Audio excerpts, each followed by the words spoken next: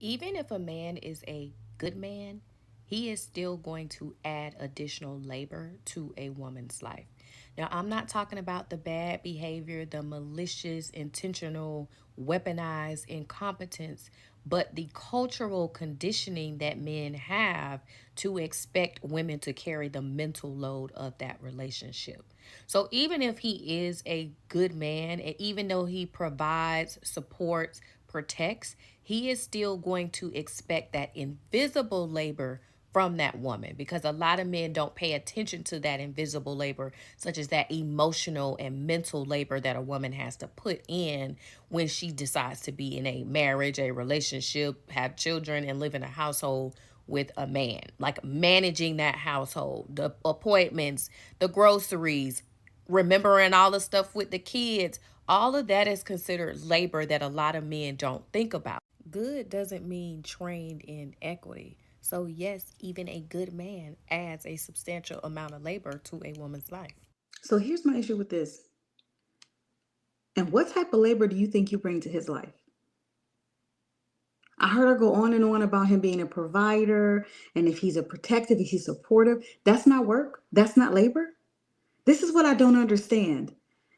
While you're talking about the mental load of basically just caring for your family, which is something that is supposed to be innate and something that's supposed to be your superpower as a woman, the thing that brings value to a relationship, the thing that brings value to him, the thing that's innate about you, your nurturing, your emotional abilities, your stamina as a woman, like these are all things that are supposed to be assets because you are a woman. They are uniquely female.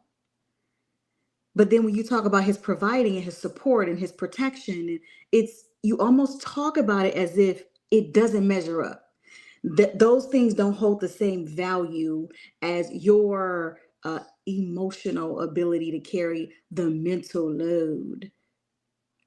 That doesn't make sense to me because you're completely downplaying his portion of his contribution. Like that's not labor too. Like it's not a mental load for him to be the one securing and providing and supporting the family. That's not labor though. It's not the same thing, I guess. Or at least it doesn't amount to as much.